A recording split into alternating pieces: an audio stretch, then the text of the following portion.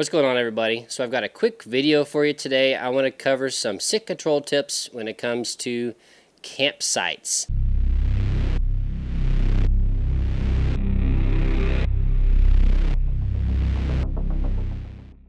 So doing a lot of traveling like we do, we camp a lot. We're going to save the money. We're going to find electricity for our camera equipment. But especially once we get into November and pipes start to freeze, campsites are going to close the showers and you don't have those amenities as available. So how are we going to go about actually taking care of our scent control to continue upping our odds during our hunt, especially on an extended hunt if we're going for a 7 to 10 day hunt compared to an extended weekend hunt? It becomes more important. So there's 3 different bases I'm going to cover today. We're going to cover body care, clothes, and then we're going to cover the most important piece of all of it a little bit towards the end. I'm sure you know exactly what it is. And over on Deer Hunter Academy, our September giveaway is going to be these hats. I got 5 of them I want to send out to patrons and all of y'all. There's a bunch of educational material over there on Deer Hunter Academy. I have it split up into different categories, and we've got our extended tactics videos going live for our deer hunting scenarios if you've been following along with those. Alright, so let's talk about body care to start off here.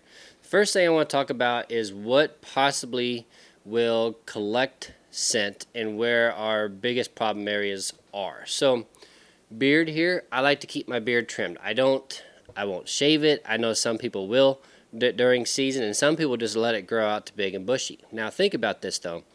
Hair will collect bacteria and collect scent. Everything that is around you will get collected in your beard and into your hair.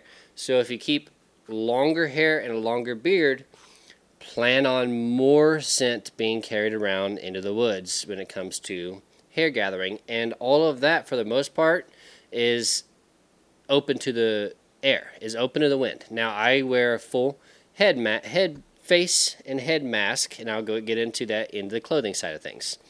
Now, a way to prevent that, field foam. I use the Phase products. I like the Phase products a lot. I've been using them for a lot of years and have had a lot of luck with them. This is pretty sweet because you can even take this to your tree stand with you.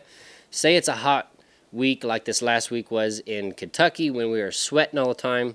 We could take this and actually hit our hair, hit our face, arms, hands, and just real quick kill some scent and bacteria that's on our skin through this field foam. You can use this in the tent, hit all your smelly spots and you're good to go. If you're in a tent and you don't have any showers available, also get yourself some scent-free wipes. Make sure they're scent-free. The last thing you want to do is go in your tree smelling like baby wipes and whatever other smelly wipes you can find on the market. Get you some scent-free ones. Don't grab the scented ones because all that's going to be on your hands. Any limb you touch, smell like baby wipes. Not only that, but your whole body's going to smell like baby wipes. Don't do it. So scent-free wipes, these are great, easy, cheap option, especially if the showers are shut down and you don't have another shower close. Now, say you've got showers open. I use the Phase products, but there's a lot of products out there. Body wash, shampoo, and conditioner. Use them both.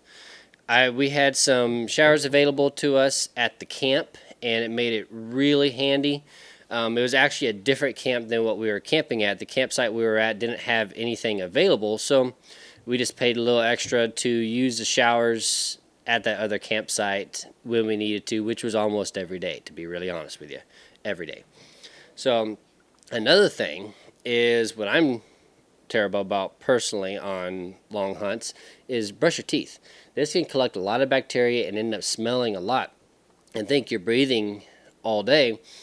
That's just another scent wick. So think about that. They're little pieces. They're attention to detail. It's one thing here, one thing there, that if you take care of it, it could save your hunt. Clothing, let's get into that. So the 2 things first. You need to be keeping your clothing in an airtight containers, either a scent tote with a gasket or a scent bag with the double zipper. I use both. My scentlok gear I keep in a tote with a gasket that goes around where it's completely airtight. Nothing gets in and out of that container when it comes to air.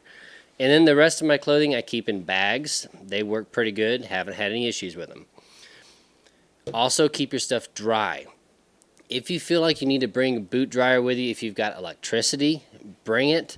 The biggest thing that's going to build bacteria is moisture.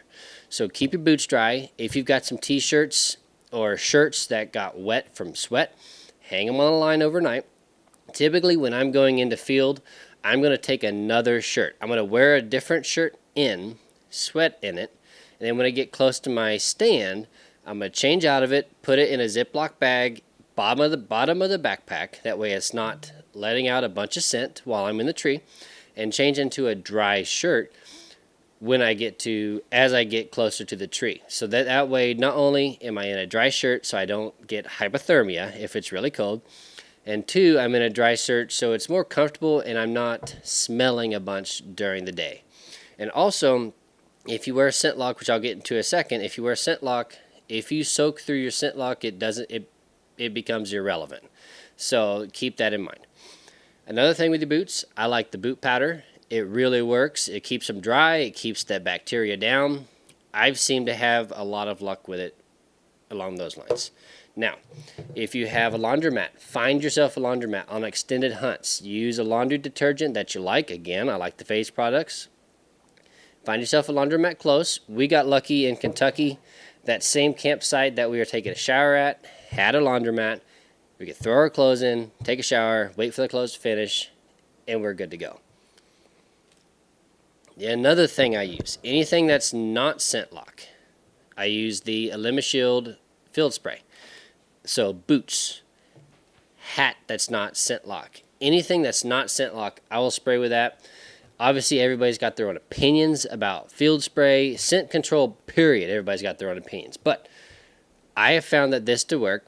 I've had a lot of very mature bucks cross my access, and between spraying my boots down with this and wearing scentlok, I haven't gotten busted. Now, knock on wood. That way we're good. So I haven't gotten busted with it, which tells me that it's working. So that's most of the time, if you're hunting your proper stand location, your access route is probably going to be where you're going to get busted anyways.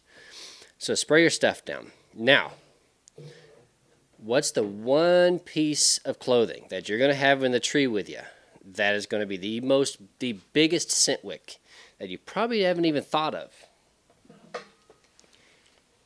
It's your backpack. Think about it. How much do you touch this backpack? Bare hands, bare arms. You just throw it in the bed of your truck, maybe in the back seat of your truck. It is doing nothing but collecting odor while you hunt. Now, I bought this scentlok backpack this year. So far, I really like it. So I'm going to treat it exactly like all of my other scentlok products, where I'm just going to throw this in the dryer. You don't wash your scentlok products unless they're extremely muddy or they're extremely bloody. You don't wash it. It'll mess up the activated carbon on the inside. And also, you don't spray these with field spray because it will just take up space in your activated carbon that would be used for absorbing odors. Now, you have to use scentlok correctly. I was a skeptic for a long time. Until I started using this stuff correctly, did I actually notice a true difference. It works. They have won lawsuits from it. There's a ton of science backing it. You cannot deny the science behind activated carbon, and the way scentlok has done it, infused it in their clothing and in their backpacks. It truly does work, but you got to use it right. You got to care for your equipment correctly. So when you're using scentlok, you got 30 hours of air time, not just hunting time, air time. That's why it's so crucial to keep your stuff in airtight containers. Because if they're not in airtight containers, any air that seeps in, your clothing is absorbing when you're not hunting. So typically I give myself 2 days worth of a hunt unless I'm soaking through my clothing, 2 days of hunting, and then I got to go to a dryer. 60 minutes, high heat, and you're good to go. You're deabsorbing. You're not going to reactivate activated carbon. It's not going to be possible. We don't have the pressure and the heat available to us to do that. And it would probably ruin our clothing anyways if we did. So we're deabsorbing it, and we're getting it ready for the next hunt. Immediately back into the airtight tote. So what's the most important piece of it anyways? It's your wind. It's hunting the proper wind for your proper stand location. Now, that's not a foolproof plan because, as you know, wind can shift, wind can swirl. Wind does a lot of different things in the ridges than what we weren't planning for. Now, if you're hunting on top or you're hunting more of a flat terrain kind of area, you can better predict the wind. If you're hunting more below the top third, it's not as bad either. You might get a little bit of a back swirl, and depending on how close you are hunting to any draws and ditches, which I hunt a lot of because those are pinch points, right? So you got to pay attention to your thermals and pay attention to your wind. Be checking this on a regular basis, especially if you're on a long hunt. Plan on your stuff collecting scent, okay? There's no way we're going to be 100% scent free. It's not possible, no matter how hard we work at this. Now, what we are doing, though, is we are eliminating as much as possible to put as many pieces in our pocket as possible to collect as much of an advantage as we can. These big bucks have better noses than any trekking dog you're going to come across. So all we're trying to do is increase our odds of having success is what we're doing. So hunt your wind. No matter how good you are with your scent control, be sure you're still hunting your wind. I think that's something funny I see when people are arguing. Are you pro scent control or are you pro wind? Well, why don't you use both? That just doesn't make any sense to me. So that argument to me is totally irrelevant because all we're doing is we're trying to increase our odds of success by doing as much as possible.